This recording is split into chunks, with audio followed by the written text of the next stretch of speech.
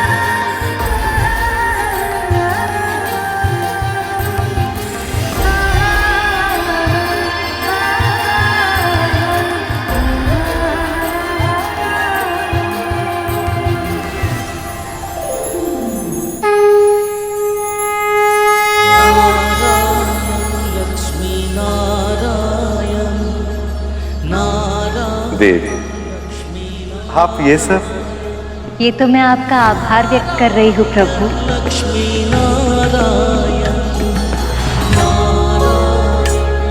आज आपने मुझे सर्वश्रेष्ठ उपहार दिया है, गरुड़ और विंता को मुक्त कराकर। आज आपने अपना वचन पूर्ण किया। ये कृपा आपने केवल मेरे छोटे भाई विंता मां पर नहीं, मुझ पर भी की है प्रभु। शेषनाग, बताओ, मन में इच्छा क्या है? गरुड़ और विमाता विंता का भी उद्धार हो जाए। आपका कोटि कोटि धन्यवाद। देव, शेष, इसमें मैंने कुछ नहीं किया। ये सब देवी विंता की श्रद्धा और धैर्य का परिणाम है, और उसमें सहायक बना गरुड़ का विवेक और साहस। स्वामी, अब तो वो मुक्त हो गए। आप गरुड़ को अपना वाहन बना लीजिए ना। बात अभी आपकी एक इच्छा पूरी हुई नहीं कि आपने दूसरी इच्छा भी प्रकट कर दी। मैं क्या करूं प्रभु, गरुड़ है ही इतना अच्छा। ये सत्य है कि गरुड़ अपनी सभी परीक्षाओं में सफल रहा। इसके अतिरिक्त मानसिक और शारीरिक रूप से भी वो मेरी सेवा के लिए तैयार है, पर अब उसे भावनात्मक रूप से तैयार होना। अभी अभी तो उसने अपनी मां को मुक्त कराया, इससे पहले कि वो दोनों एक दूसरे से फिर अलग हो जाए, उन्हें कुछ समय तो साथ में बिताना ही होगा। प्रसन्नता से भरपूर सुख और शांति की छाया में। सत्य वचन प्रभु, सत्य वचन।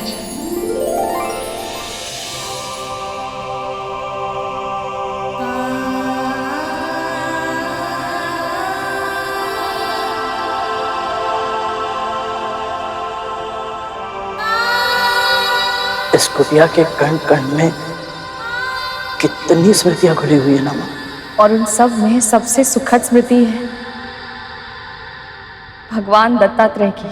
दासत्व का जो दंश तुझे दिन प्रतिदिन दसता है, अब तुझे उस दासत्व से मुक्ति मिल जाएगी। उन्होंने यहाँ आना स्वीकार किया।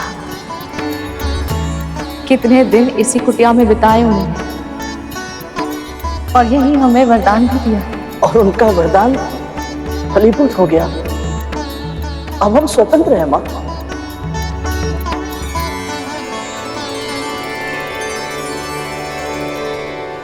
मां, एक क्षण।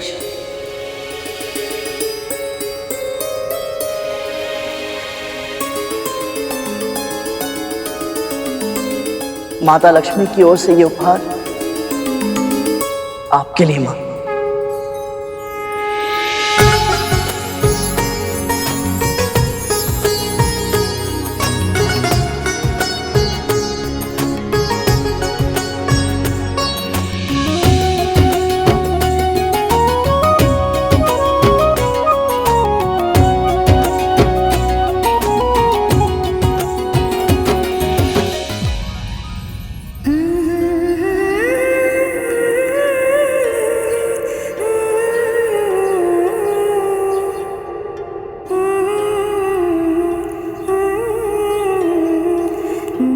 कितनी बार आपको महारानी के रूप में देखने की कल्पना की थी मैंने। आज मेरी इन आंखों ने जीवन भर का सुख एक साथ पा लिया माँ। अब समय आ गया है अपने उस घर लौटने का जिस पर तुम दोनों का अधिकार है।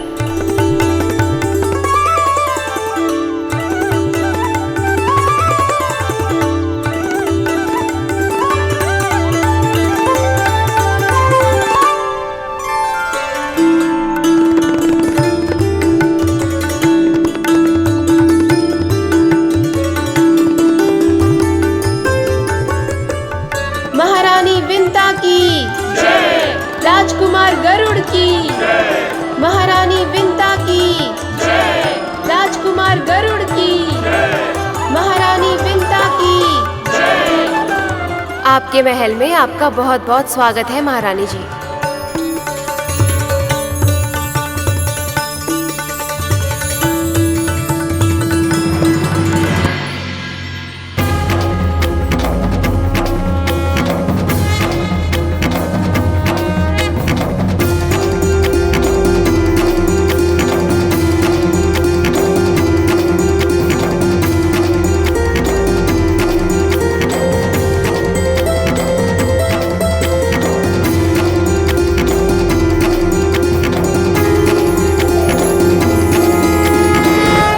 जो भी परिवार अपने बहू का गृह प्रवेश इन सब संस्कारों के साथ करेगा, मैं स्वयं उस स्त्री के भीतर स्थिर निवास करके उसे गृह लक्ष्मी बनाऊं।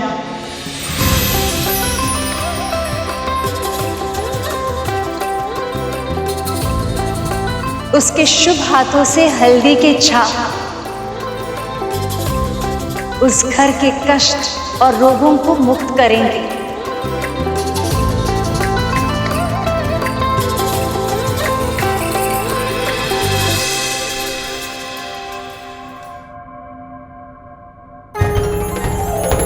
अक्षत बिखेरने से उस घर में संपन्नता और प्रसन्नता बिखरेगी।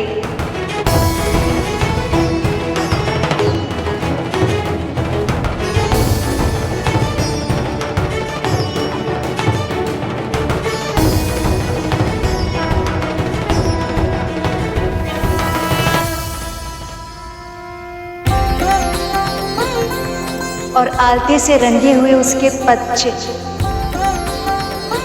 उस घर को धर्म और सफलता का मार्ग दिखाएंगे।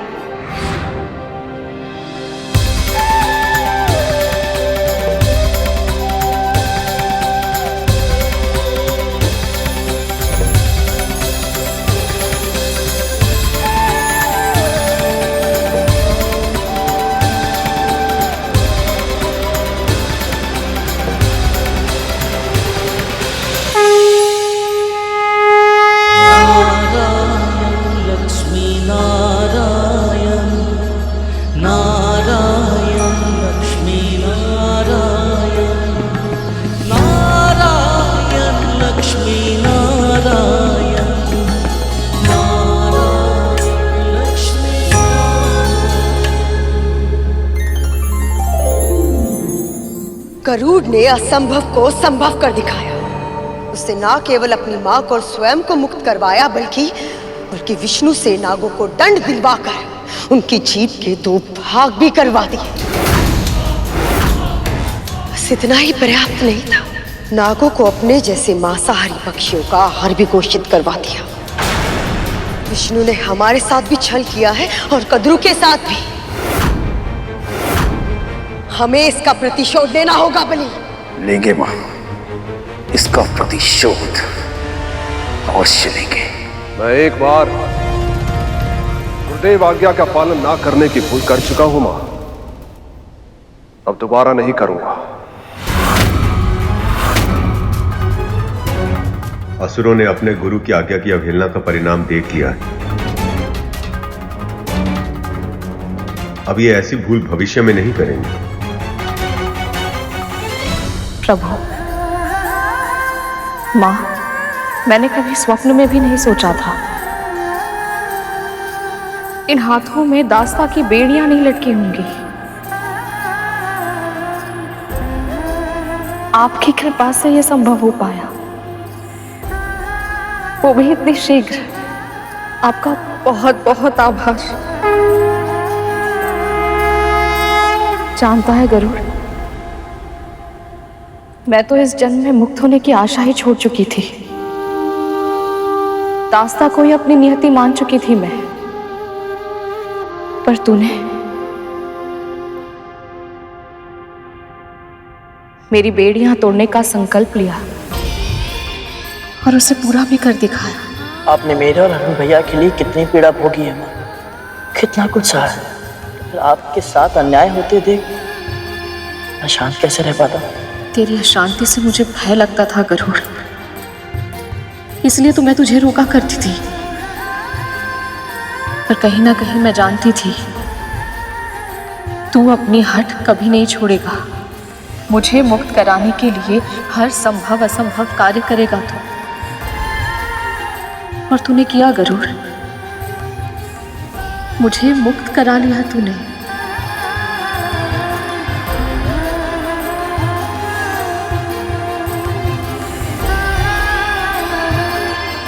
मैंने कुछ नहीं किया है माँ, सब प्रभु विष्णु की इच्छा से ही हुआ। मैं तो केवल माध्यम बना, और सत्य तो ये है कि ये सब आपकी तपस्या का फल है माँ।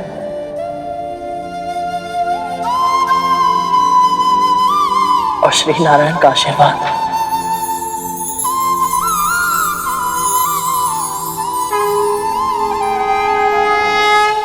इससे कोई अंतर नहीं पड़ता कि नागों या अन्य प्राणियों के साथ क्या हुआ।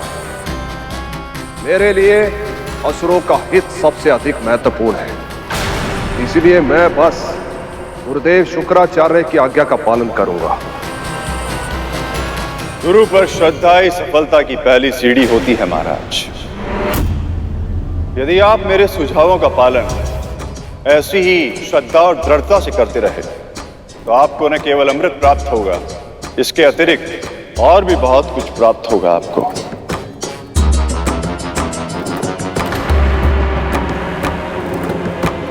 आपकी हर महत्वाकांक्षा पूर्ण होगी, आपका हर स्वप्न वास्तविक बनेगा।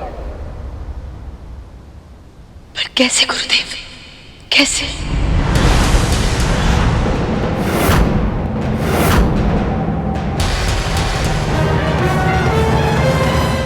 इस प्रसन्नता के अवसर पर भी तुझे स्मरण है कि जो हुआ है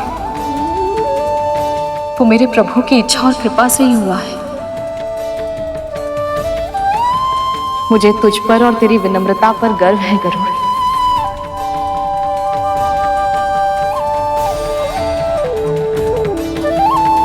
मैं दीदी और उनके पुत्रों के लिए भोग बनाती हूँ। मैं भी आपकी सहायता कर पाऊंगा। क्षमा कीजिएगा, आप महारानी हैं और आप राजकुमार। ये हमारा कार्य है, कृपया हमें सेवा का अवसर दें। परंतु माँ, कुछ ना करना तो बहुत ही कठिन कार्य है। जीवन की इस नई व्यवस्था से तालमेल बैठाने में समय लगेगा गरुड़।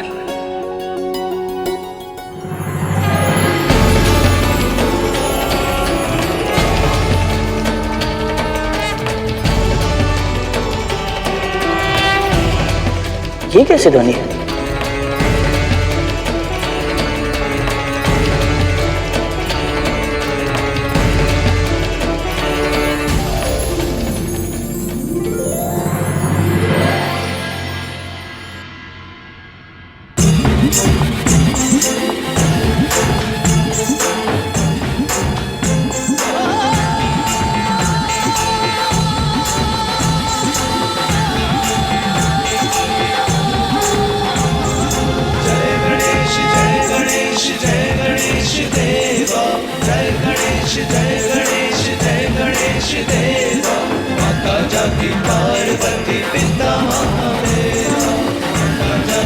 ये क्या हो रहा है माँ?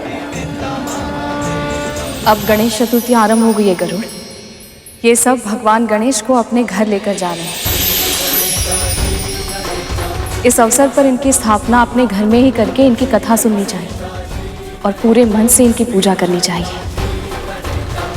माँ, अभी अभी हमें दास्ता से मुक्ति मिली है, हमारे सभी विघ्नों का नाश हुआ है। तो क्यों ना हम भी विघ्न विनाशक गणेश की पूजा करें?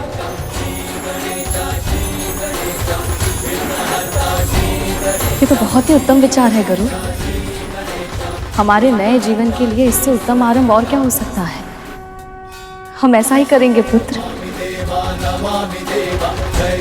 विघ्न विनाशक, लंबोदर, वक्रतुंड, गजानन महाराज गणेश की पूजा हम अवश्य करेंगे।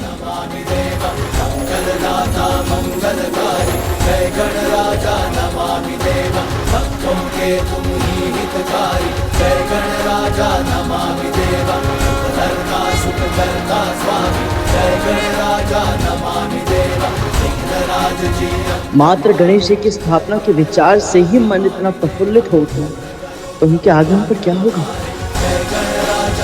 इस समय देवता प्रसन्न हैं देवी। कद्रू और नाग दुखी हैं, विंता और गरुड़ संतुष्ट हैं, क्योंकि जब महाराज बलि अश्वमेघ यज्ञ को पूर्ण करेंगे तो संसार का संतुलन फिर से बदल जाएगा।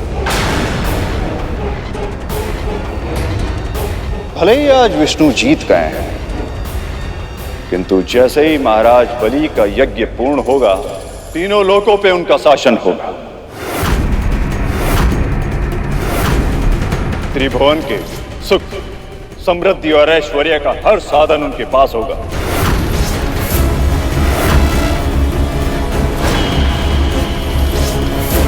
यहां तक कि अमृत भी।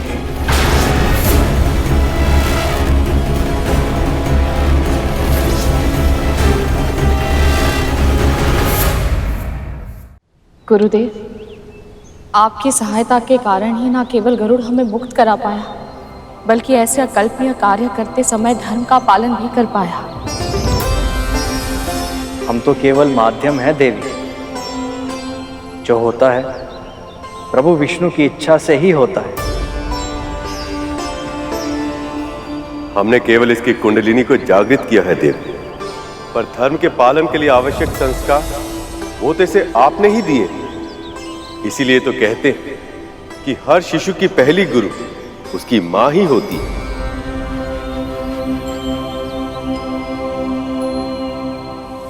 माँ इतने दिनों बाद ही सही आपको ये श्रेय, ये सम्मान मिलते देख मैं कितना प्रसन्न हूं, बता नहीं सकता। गुरुदेव, आपके मार्गदर्शक के लिए बहुत बहुत धन्यवाद। परंतु एक विनती है आपसे।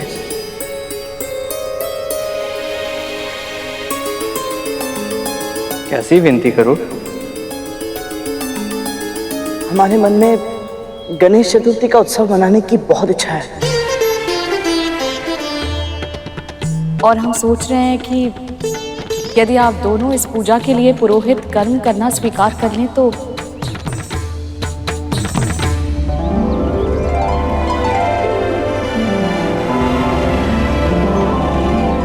भगवान श्री गणेश की पूजा और कथा कहना, ये तो हमारा सौभाग्य होगा। हम ये पूजा अवश्य करेंगे।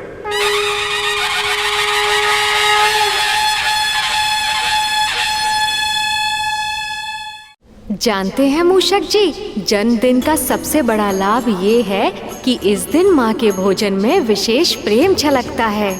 मैं ये जानने के लिए व्याकुल हूँ कि माँ आज क्या पका रही हैं, पर उन्होंने तो मुझे भीतर प्रवेश करने से ही मना किया हुआ है। आपकी इच्छा पूरी ना हो तो आपके इस भक्त के होने का लाभ ही क्या प्रभु। मैं बस अभी गया और अभी आया। गणेश अवश्य ही ये स्वादिष्ट भोजन खाने को आतुर हो रहा होगा।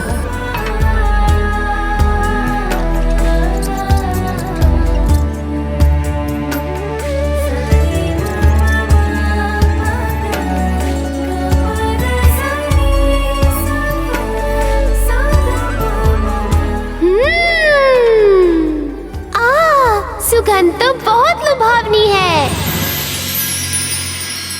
देखना पड़ेगा कि क्या बना है और कैसा बना है।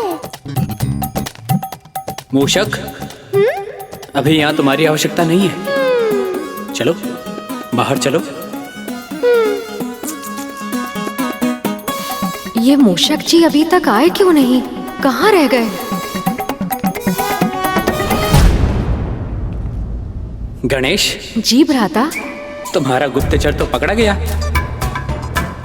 माँ ने तुम्हारे भोजन के लिए क्या क्या तैयारी की है, ये सब समय से पहले जानने में आनंद ही क्या है। और वैसे भी धैर्य तो तुम्हें रखना ही पड़ेगा, क्योंकि जब तक सभी अतिथि नहीं आ जाते उत्सव आरंभ नहीं होगा।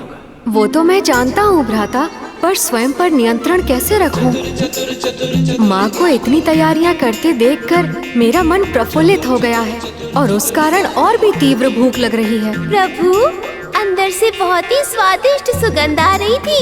मैं स्वयं को रोक ही नहीं पा रहा था। तुम्हारा जन्मदिन केवल कैलाश पर्वत पे ही नहीं, पृथ्वीलोक के कोने कोने में बनाया जाएगा गणेश।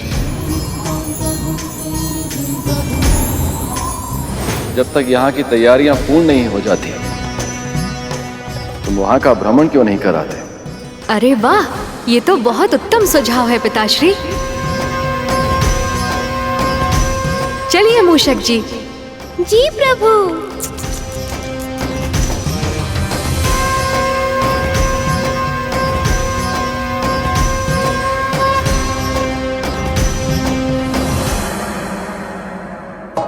गुरुदेव, पंडाल भी बन गया और मंच भी सज गया।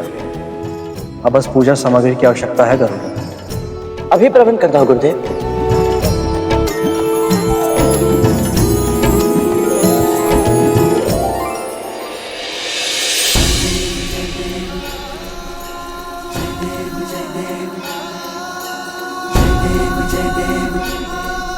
कितनी शुभतापूर्ण आरंभ हो रहा है हमारे इस नए जीवन का। प्रभु गणेश की पूजा से अब हमारे जीवन के सारे विघ्न दूर हो जाएंगे।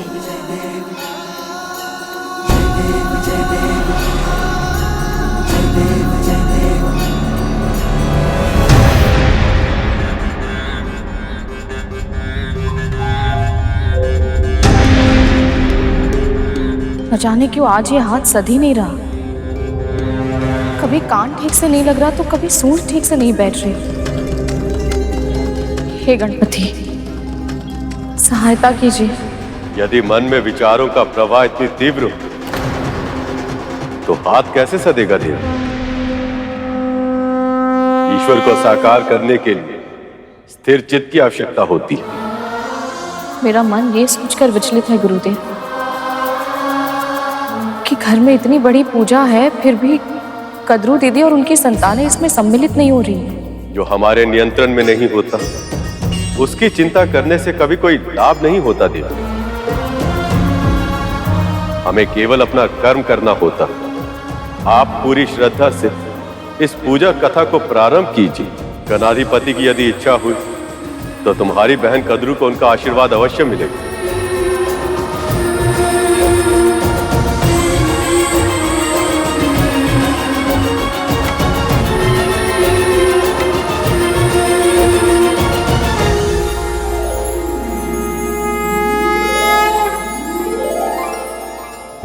जैसे तुमने मेरी भक्त देवी विंता के साथ छल करके उन्हें अपनी दासी बनाया था, वैसे ही मैंने भी लीला करके इन्हें मुक्त करवाया। तुम और तुम्हारे पुत्र अमृत की एक बूंद तो क्या, उसकी आभा के भी योग्य नहीं। आज नहीं तो कल अपने कर्मों का परिणाम भोगना ही पड़ता।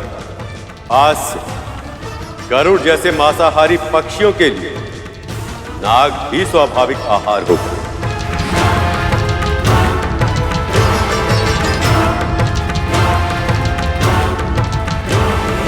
महारानी, आपके मस्तक की पीड़ा के लिए औषधि का लेप।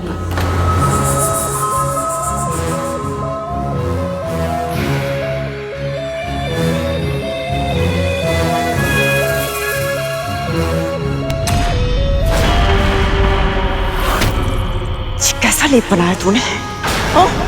इतना अधिक कपूर डाल दिया कि मेरे नेत्र जलने लग गए। और किस तीव्र गति से तू दबा रही थी, मेरा मस्तिष्क फट गया। कल विंता को देखा है, दबाते ही सारी पीड़ा दूर हो जाती थी, और तू है कि? क्षमा कीजिएगा महारानी, पर मैं महारानी विंता नहीं। मैं चाहूं तो भी उनके जैसी नहीं बन सकती।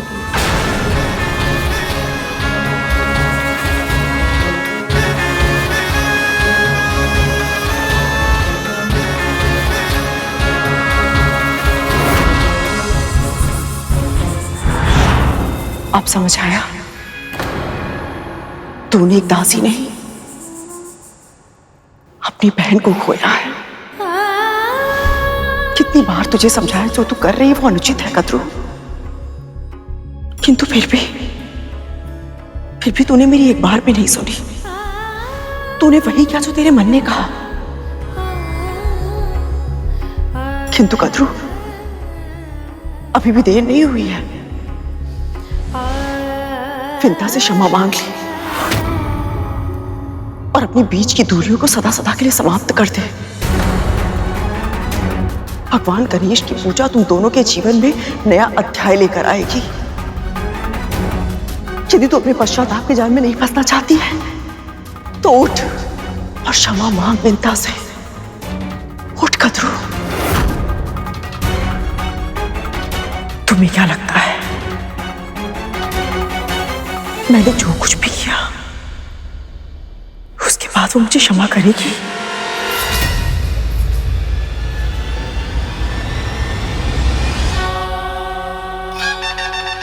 ये ध्वनि कैसी है? लंबोदर भगवान गणाधिपति गणेश की जय। प्रभु गणेश की जय। लंबोदर भगवान गणाधिपति गणेश की जय। सारा उदर में समायो। लंबोदर भगवान गणाधिपति गणेश की जय। संकट है जब कोई आयो, महिमा से अपनी प्रभु ने बचायो। लंबोदर लंबोदर लंबोदर लंबोदर हे विघ्न हरता बुद्धि विधाता, जय जय गजानन हे सिद्धिदाता। लंबोदर लंबोदर हे विघ्न हरता बुद्धि विधाता, जय जय गजानन हे सिद्धिदाता। लंबोदर लंबोदर बुद्धि और विद्या के तुम ही हो दाता, है ज्ञान भंडार तुम में समाता। प्रेम से जाप प्रभु का है गाता, मोह माया से है। समय हो गया है महारानी, आइए देख। विघ्न हरता बुद्धि विधाता, जय जय गजानन हे सिद्धिदाता। लंबोदर लंबोदर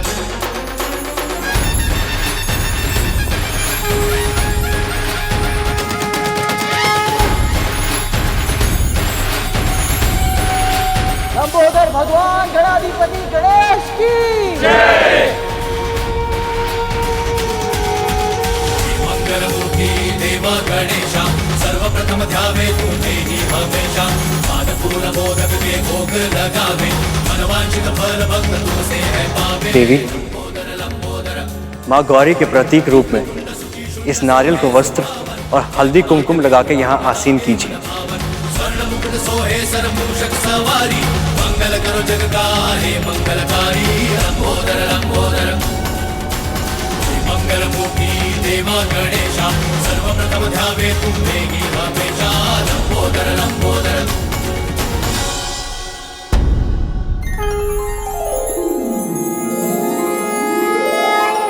अभी ये मूर्ति पार्थिव मिट्टी से बनी और मिट्टी के समान, और ये तब तक मिट्टी ही रहेगी जब तक इसकी प्राण प्रतिष्ठा नहीं की जाती। किंतु प्राण प्रतिष्ठा हो जाने के बाद साक्षात देवता इसमें निवास करते हैं, और तब इसकी सेवा भी वैसे की जाती है जैसे कि किसी जीवित प्राणी की जानी चाहिए। उचित समय पर भोग, स्नान, आरती सभी कार्य करने होते हैं, और ध्यान रहेगा ऐसा ना करने पर दोष लगता है।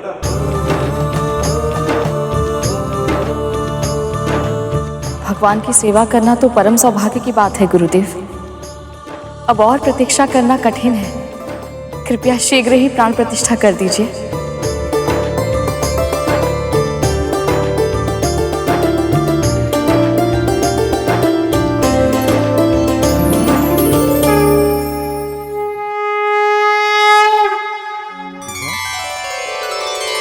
आप देख रही हैं देवी,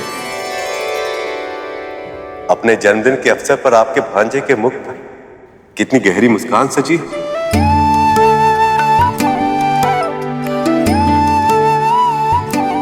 मुस्कुराहट गहरी अवश्य है और साथ ही अर्थपूर्ण भी।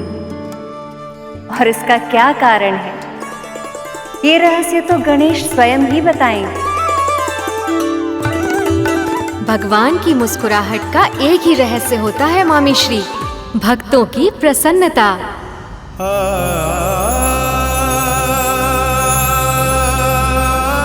वैसे तो देवी विंता और गरुड़ ने अनेक बार मेरी पूजा की है, पर हर बार उनके मन के किसी न किसी कोने में मुझे उदासी छिपी दिख ही जाती थी। परंतु आज पहली बार दास्ता से मुक्त होने के बाद जब उन्होंने मुझे प्रणाम किया तो मुझे उनके भीतर के उल्लास का आभास हुआ मामी श्री। हम सब भी बहुत प्रसन्न हैं कि उन दोनों ने ये पूजा करने का निर्णय लिया है। इससे उनका वातावरण भी सात्विक होगा और उनके नए परिवार के साथ सामंजस्य स्थापित करने के लिए शक्ति भी मिलेगी।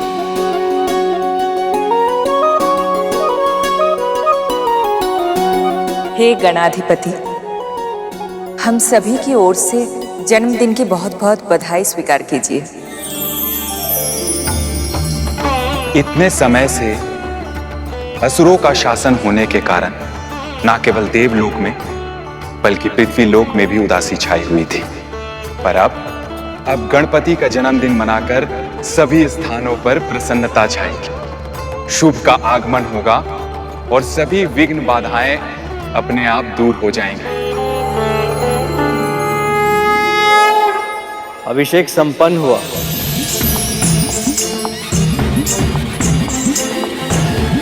अब इसकी साज सज्जा कीजिए।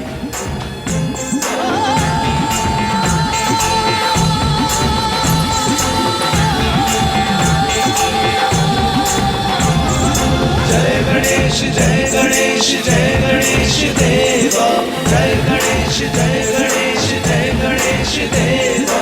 माता जाति पार्वती पिता महादेवा, माता जाति पार्वती पिता महादेवा। पुत्र, ये तुम्हारे लिए।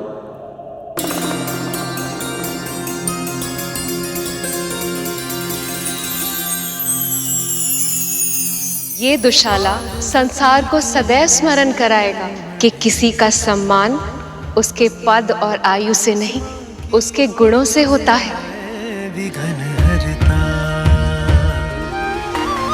अद्भुत बालक फरमा प्रेम लुटाती, प्रथम देवता जग में उसे बनाती।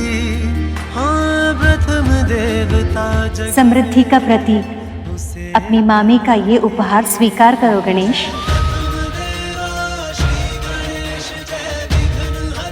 मेरी ओर से ये पुस्तक स्वीकार कीजिए, समस्त संसार के ज्ञान की स्रोत है।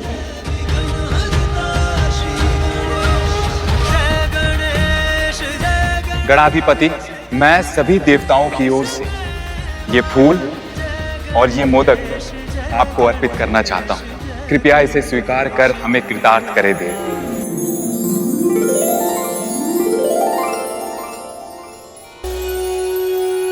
ये ले गणेश, तेरे प्रिय मोदक। क्या हुआ?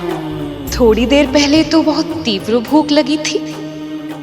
आपके स्नेह का मान तो मैं अवश्य रखूंगा माँ, पर एक माँ पृथ्वी पर भी है जिनके प्रेम का सम्मान करना ही होगा मुझे, क्योंकि वो भी बहुत प्रेम से भोग लगा रही हैं।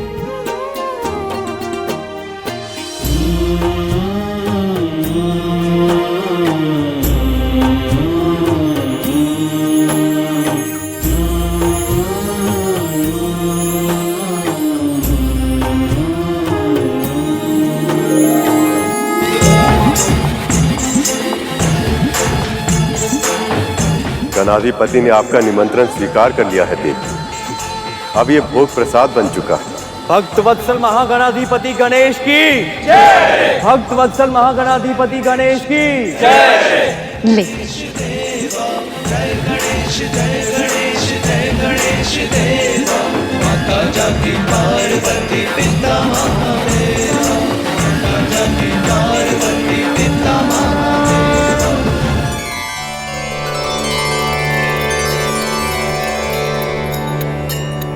लीजिए गुरुदेव, सबसे पहले प्रसाद आप लीजिए।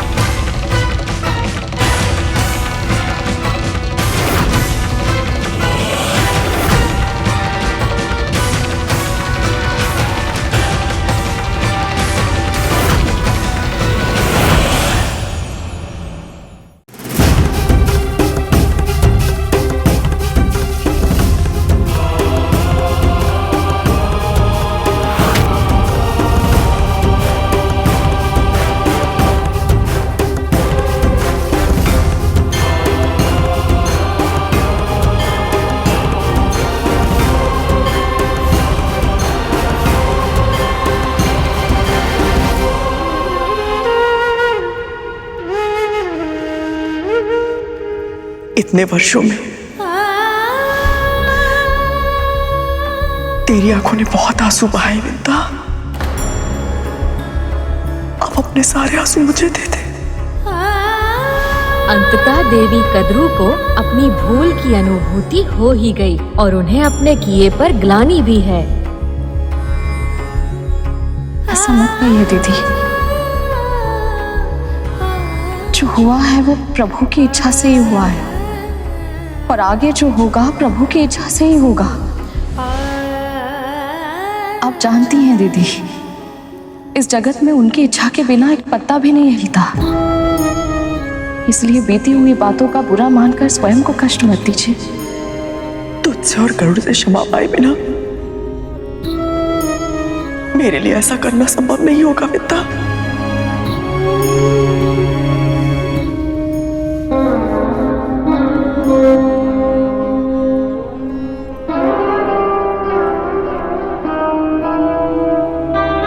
बड़ी माँ, माँ ने तो आपको कभी दोषी नहीं माना। और रहा प्रश्न मेरा, तो आप मेरी बड़ी माँ हैं। यदि भावनाओं में बहकर मैंने आपके हृदय को चोट पहुंचाई है, आपको कष्ट दिया है, तो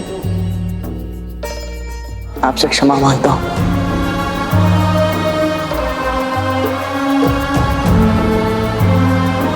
मैंने तेरे साथ इतना बुरा किया, रक्त संबंध की लाज नहीं रखी, तुझे अपना दास बनाया, अत्याचार किए, किंतु फिर भी तुम दोनों के मन में मेरे लिए दंड या प्रतिशोध तक की भावना तक नहीं है।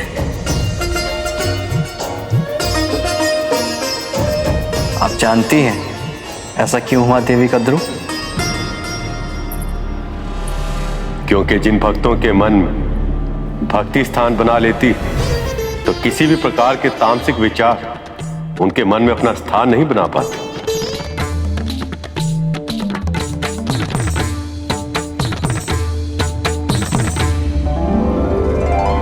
आइए दीदी।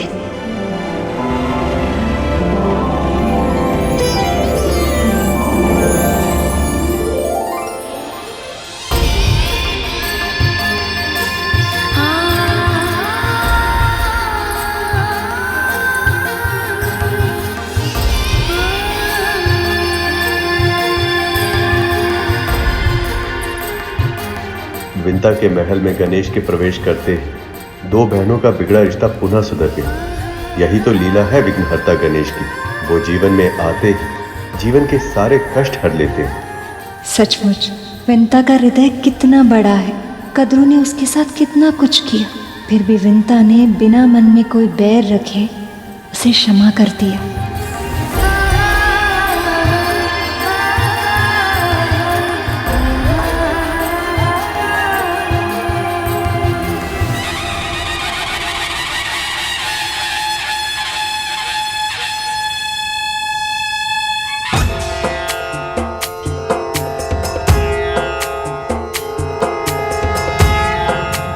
बड़ी माँ, अब आप निश्चिंत हो जाइए और हमारे साथ स्वयं प्रभु विष्णु के अंश अवतार गुरुदेव नर और गुरुदेव नारायण से प्रभु गणेश के जन्म और उनकी महानता की कथा सुने।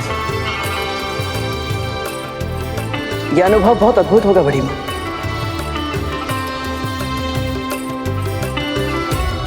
प्रभु, सुना आपने? स्वयं नर नारायण अर्थात भैया विष्णु के अंश अवतार मेरे पुत्र की कथा कह रहे हैं। सच मामा श्री, इससे उत्तम उपहार और कुछ हो ही नहीं सकता था।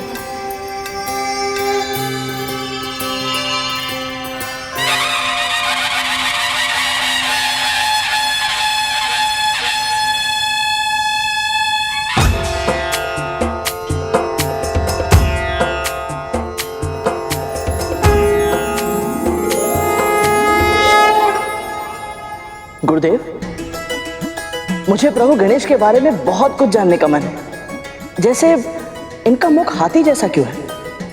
मैंने माँ से सुना था कि स्वयं महादेव भी उन्हें जन्म केवल पहचान नहीं पाए थे। और हाँ, इन्हें प्रथम पूजनी क्यों कहा जाता है? विघ्नहर्ता, ये विघ्नहर्ता क्यों है गुरुदेव? मैं सब कुछ जानना चाहता हूँ गुरुदेव। ये भी कि मूषक इनकी सवारी कैसे बने और इन्हें दुर्वा घास और मोदक का भोग क्यों चढ़ाया जाता है? आज तुम्हारे सभी प्रश्नों का उत्तर मिलेगा गरुड़। और उसके साथ ही हम सभी को मिलेगा जीवन की अनेक समस्याओं का समाधान। इसलिए आप सब पूरे मनोयोग से श्री गणेश की कथा को सुनो।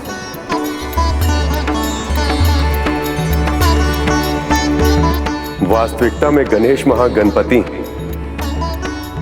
महागणपति अर्थात पर ब्रह्म शक्ति, जिससे समस्त संसार का संचालन होता है, हर युग में जन्म लेते हैं। और आज हम कथा कहेंगे पार्वती नंदन गजानन की, जिसका आरंभ गणेश के जन्म से बहुत पहले हुआ था।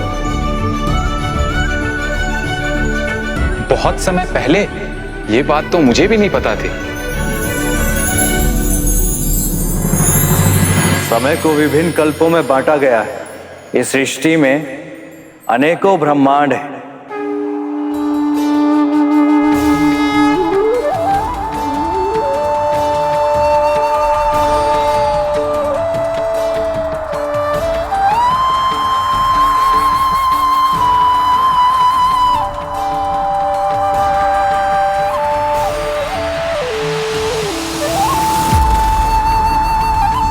और हर ब्रह्मांड में जीवन का संचालन उसी प्रकार होता है जैसा इस ब्रह्मांड में हो रहा है। हर ब्रह्मांड में चल रहे कल्प किसी दूसरे ब्रह्मांड के कल्प से भिन्न होते हैं। अर्थात हर ब्रह्मांड की समय रेखा दूसरे ब्रह्मांड की समय रेखा से भिन्न होती है। जो एक ब्रह्मांड में समाप्त हो रहा होता है, वही दूसरे ब्रह्मांड में आरंभ हो रहा होता है।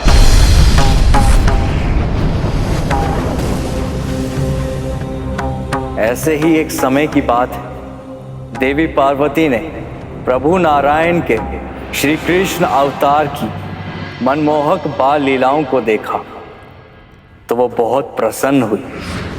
उस नटखट नन्हे बालक के कौतुक, उसकी क्रीड़ाओं ने देवी पार्वती के मन में मातृत्व के भाव को जागृत कर दिया था। अद्भुत बालक परमा प्रेम लुटाती, प्रथम देवता जग में उसे बनाती। पार्वती, आप ये वस्त्र किसके लिए तैयार कर रही हैं? अपने पुत्र के लिए प्रभु, और किसके लिए? परंतु कार्तिकेय तो योद्धा है, कवच के स्थान पे ये झबला कैसे पहनेगा वो? कार्तिकेय का तो जन्म ही योद्धा के रूप में हुआ था प्रभु। उसके बाल्यावस्था का आनंद तो मैं कभी ले ही नहीं पाई। पर जब माँ देवकी और यशोदा मैया को कृष्ण जन्म के बाद उनके बचपन का आनंद लेते देखा तो मेरे भी मन में एक इच्छा जागृत हो गई है प्रभु। मैं भैया विष्णु के अवतार कृष्ण जैसा ही एक बालक चाहती हूँ जिसे मैं गोद में खिला सकूं। मैं उसके लिए लोरियां गाना चाहती हूँ प्रभु। ममता के रस में डूबकर उस अद्भुत आनंद का अनुभव करना चाहती हूँ जिसका सौभाग्य मुझे अब तक नहीं मिला। तब तो आपको पुण्यक व्रत रखना होगा देवी। पुण्यक व्रत पूर्ण करने से देवी पार्वती को मन चाहे संतान की प्राप्ति हो सकती है। पुण्यक व्रत? आप अचानक से उदास क्यों हो गई देवी? जब मैं आपको पति के रूप में पाना चाहती थी तब मैंने आपके लिए 1 सहस्त्र वर्षों तक तपस्या की थी प्रभु। क्या मुझे पुत्र प्राप्ति के लिए इतनी लंबी प्रतीक्षा करनी होगी महादेव?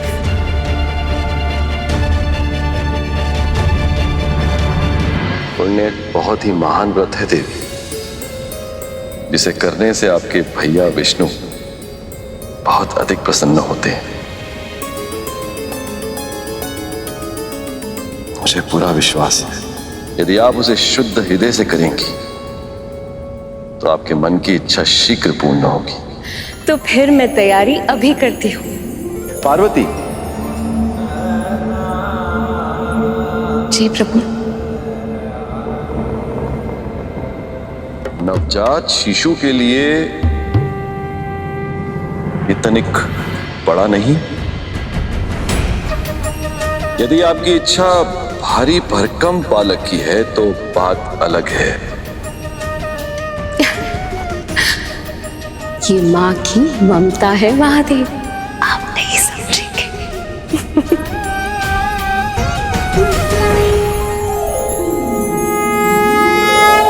ओम नमः शिवाय। ओम नमः शिवाय। ओम नमः शिवाय। ओम नमः शिवाय। ओम नमः शिवाय। ओम नमः शिवाय। ओम नमः शिवाय। पर जहां जन्म होता है वहीं कहीं आसपास मृत्यु भी छिपी होती। हाथ लगा अपने समय की प्रतीक्षा करते हुए पाताल लोक में निवास कर रहे 2 असुर भाई जो स्वभाव में बिल्कुल विपरीत थे, अपनी अपनी प्रवृत्ति के अनुसार अपनी स्वार्थ सिद्धि के लिए संसार का विनाश करने की तैयारी कर रहे थे। एक और मां पार्वती पुत्र प्राप्ति की कामना में व्रत करने जा रही थी और दूसरी ओर गजमुखासुर और गजासुर महादेव की घनघोर तपस्या कर रहे थे। ओम नमः शिवाय। ओम नमः शिवाय। सुखी और संतुष्ट जीवन जीने के लिए जितनी सांसारिक आवश्यकता होती है उससे कहीं अधिक समृद्ध थे दोनों असुर। गजमुखासुर को गंदी मिट्टी या कीचड़ में रहना और घोंगे जैसे प्राणियों को खाना अति प्रिय था, जबकि गजासुर को स्वर्ण से बहुत अधिक प्रेम थे। पर अपनी इच्छा अनुसार सब कुछ पाने के बाद वो दोनों संतुष्ट नहीं थे, क्योंकि वो अपनी तुलना इंद्र और अन्य देवताओं से करते रहते, स्वर्ग पर शासन करना चाहते थे। पर अपने प्रयासों में निरंतर पराजित होने के बाद उन्होंने महादेव को प्रसन्न करने का निश्चय किया।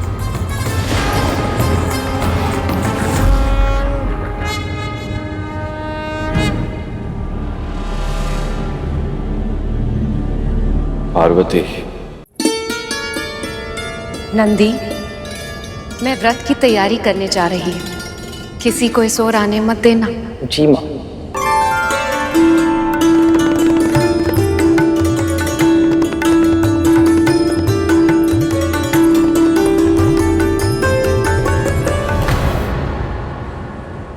ओम नमो नारायणाय।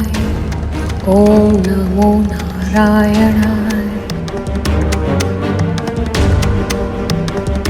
ये तो प्रभु हैं और वो इसी ओर आ रहे हैं। माता ने किसी को भी भीतर प्रवेश करने से रोकने का आदेश दिया था, किंतु मैं प्रभु को कैसे रोक सकता हूँ?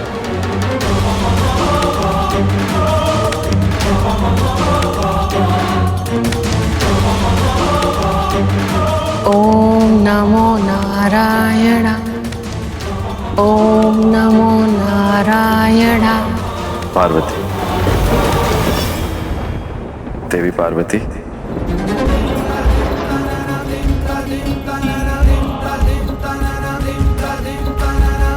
प्रभु आप?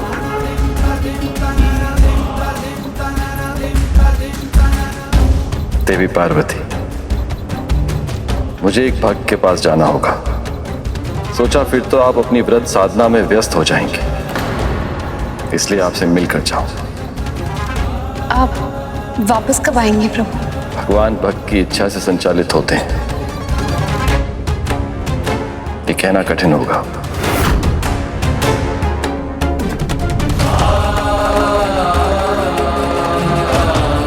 जब मेरी पूजा समाप्त होगी तो महादेव मेरे साथ नहीं होंगे। ऐसे में मुझे पुत्र कैसे प्राप्त होगा? नंदी, नंदी,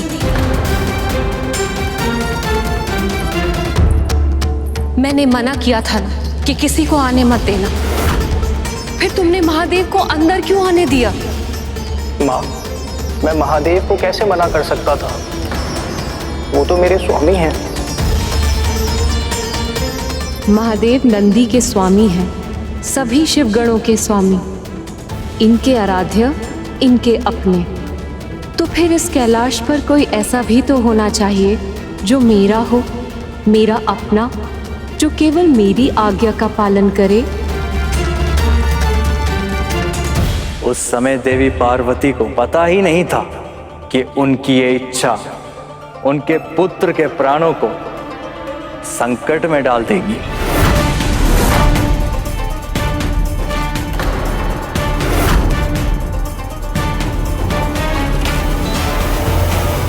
अब तक मुझे लगता था कि मुझे अपने जन्म की कथा पूरी तरह पता है, इसीलिए उसे सुनने के लिए मैं उत्सुक था। पर अब ये नई बातें कहकर इन्होंने मेरी उत्सुकता को और भी अधिक जागृत कर दिया है। ये कथा तो मैं भी जानना चाहता हूँ माँ।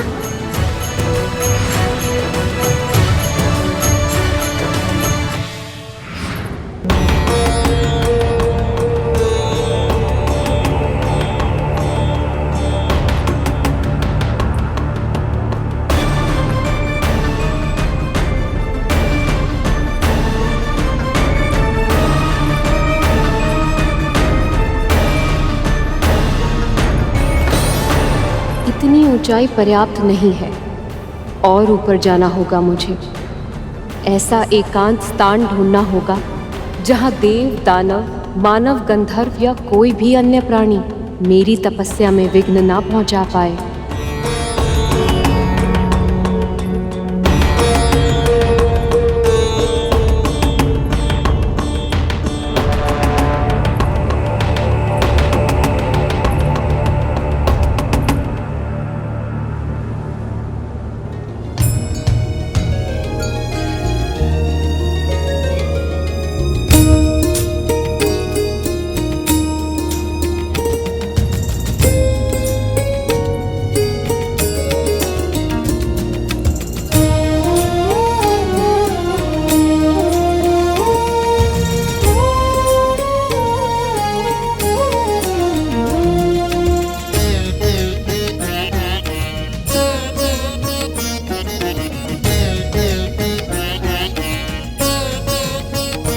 ओम नमो नारायणाय।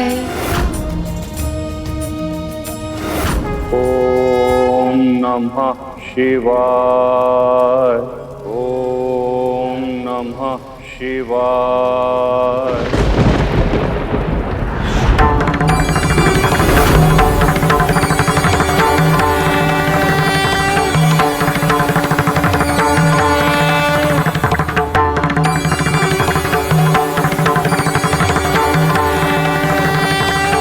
प्रणाम महादेव।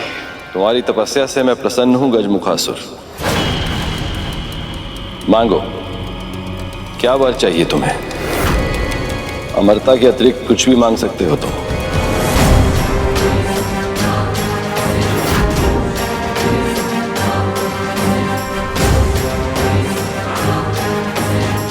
तो उचित है महादेव, मुझे वरदान दीजिए कि मेरी मृत्यु केवल उसी के हाथों हो पाए जिसका जन्म केवल और केवल माता से हुआ हो।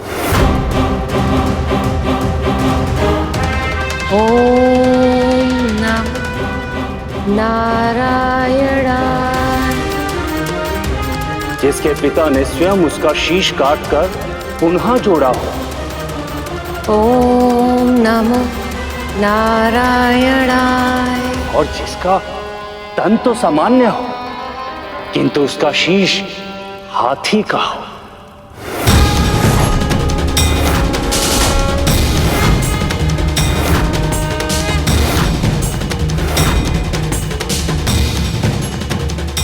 ऐसा कोई प्राणी ना तो कभी जन्मा है और ना कभी जन्मेगा, अर्थात मैं सदा सदा के लिए अमर हो जाऊंगा।